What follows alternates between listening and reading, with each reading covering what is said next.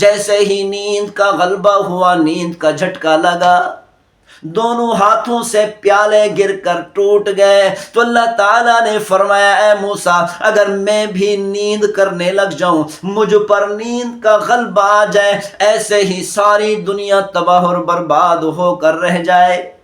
وہ اللہ کیسا ہے؟ اللہ تعالیٰ نے فرمایا اللہ احد، اللہ یکتا ہے، واحد نہیں فرمایا، اللہ واحد نہیں فرمایا، کیونکہ واحد کا ثانی ہوتا ہے، بلکہ اللہ تعالیٰ نے فرمایا اللہ احد، اللہ یکتا ہے، اس کا کوئی ثانی نہیں۔ تو کفار مکہ نے پوچھا وہ کہاں رہتا ہے، کون سی جگہ پر رہتا ہے، کون سے زمانے میں رہتا ہے؟ تو اللہ تعالیٰ نے فرمایا اللہ الصمد، اللہ یکتا بھی ہے، بے نیاز بھی ہے، لا یحویہ مکان ولا یشتمل علیہ زمان۔ وہ اللہ ایک ایسی ذات ہے، نہ تو کسی مکان کی اس کو ضرورت ہے اور نہ ہی کسی زمان کی ضرورت ہے، وہ مکان سے بھی بے نیاز اور زمان سے بھی بے نیاز۔ تو کفار مکہ نے پوچھا ہے محمد صلی اللہ علیہ وسلم، ہمیں یہ تو بتا دیں آپ کے پروردگار کا حسب و نسب کیا ہے؟ تو اللہ تعالیٰ نے فرمایا لم یلد، اس کی نیچے کوئی نسل نہیں، ولم یولد، اوپر کوئی حسب و نسب نہیں۔ میرا پروردگار نہ تو حسب و نسب کا محتاج ہے اور نہ ہی نیچے والی نسل کا محتاج ہے۔ کفار نے پوچھا ہے محمد صلی اللہ علیہ وسلم، ہمیں یہ تو بتا دیں اس کی شکل کیسی ہے، ہمیں یہ تو بتا دیں وہ کیسے لگتا ہے۔ جیسے دنیا کے اندر ایک دوسرے کے بارے میں، کسی آدمی کے بارے میں پوچھنا ہو تو یوں پوچھا جاتا ہے کہ اس آدمی کو میں نے اس آدمی کو نہیں دیکھا، یہ دو بتاؤ اس کی شکل کس سے ملتی جلتی ہے۔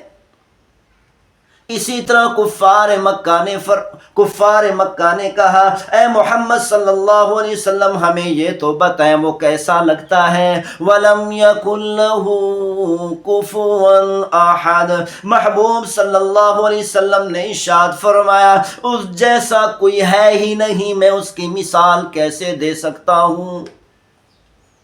لَيْسَ كَمِثْلِهِ شَيْءٌ، اللہ جیسی کوئی چیز نہیں دنیا اور آخرت میں۔ یا من لا تراہ العیون، وہ پروردگار ایسا ہے کہ کوئی آنکھ اس کو دیکھ نہیں سکتی۔ وَيَا مَن لَّا تُخَالِطُهُ الظُّنُونُ، اگر کوئی آدمی سارے دنیا کے لوگ مل کر اس پروردگار کو اپنے خیالات میں لانا چاہیں تو وہ کسی خیال میں بھی نہیں سما سکتا۔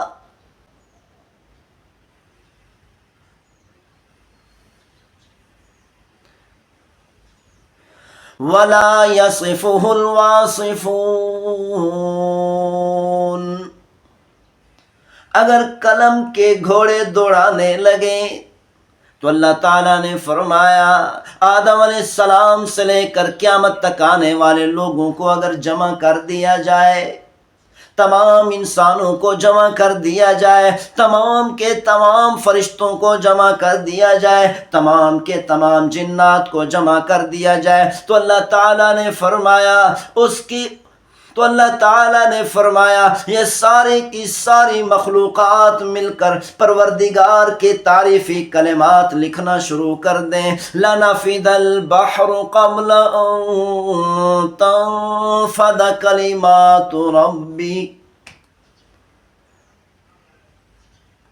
تمام کی تمام مخلوقات کو لکھنے بٹھا دیا جائے اور سمندر کو، ساتوں سمندر کو سیاہی بنا دیا جائے، تو اللہ تعالیٰ نے فرمایا کلمے تو ختم ہو سکتی ہیں، لکھنے والے ختم ہو سکتے ہیں، اور سمندر سیاہی ختم ہو سکتی ہے، لیکن اللہ تعالیٰ کے پروردگار کے تعریفی کلمات ختم نہیں ہو سکتے۔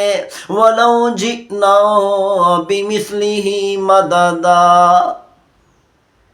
آدم علیہ السلام سے لے کر قیامت تک جتنے انسان آ چکے ہیں، جتنے انسان آنے والے ہیں، تمام کے تمام فرشتے، تمام کے تمام جنات، اس ساری کی ساری مخلوقات کے برابر اگر اور مخلوق لے کر آئے، ساتوں سمندروں کے برابر اور 7 سمندر سیاہی کے لے کر آئے، زمین کے اندر جتنے درخت ہیں تمام کے تمام درختوں کی کلمیں بنا دی جائیں، ان تمام درختوں کے برابر اور درخت لے کر آئے، تو اللہ کی تعریفی کلمات لکھنے والی ساری مخلوقات بیٹھ جائیں، ساری مخلوقات ختم ہو سکتی ہے، سارے سیاہی کے سمندر ختم ہو سکتے ہیں، سارے کے ساری دنیا کے درختوں کے کلمے ختم ہو سکتی ہیں، لیکن اللہ کی تعریف کے کلمات ختم نہیں ہو سکتے۔ حضرت موسیٰ علیہ السلام سے قوم نے پوچھا، اے اللہ کے نبی ہمیں یہ تو بتاؤ، کیا آپ کا پروردگار سوتا بھی ہے؟ تو حضرت موسیٰ علیہ السلام جلال میں آ گئے، جلالی نبی تھے، فرمانے لگے او اللہ کے بندو یہ کیسے سوال کر رہے ہو اللہ کے بارے میں؟ تو اللہ تعالیٰ نے فرمایا اے موسیٰ تو نہ سمجھا، میں پروردگار خود ان کو سمجھاتا ہوں۔ اے موسیٰ رات کے وقت میں 2 پیالے لے کر اپنے ہاتھوں میں کھڑے ہو جائیں۔ حضرت موسیٰ علیہ السلام بڑے طاقتور اور جلالی نبی تھے۔ حضرت موسیٰ علیہ السلام نے اپنے دونوں ہاتھوں میں پیالے لیے اور کھڑے ہو گئے۔ آدھی رات ہی گزری تھی، اونگ آنے لگی، نیند کا غلبہ ہونے لگا۔ جیسے ہی نیند کا غلبہ ہوا، نیند کا جھٹکا لگا، دونوں ہاتھوں سے پیالے گر کر ٹوٹ گئے۔ تو اللہ تعالیٰ نے فرمایا اے موسیٰ اگر میں بھی نیند کرنے لگ جاؤں، مجھ پر نیند کا غلبہ آ جائے، ایسے ہی ساری دنیا تباہ اور برباد ہو کر رہ جائے۔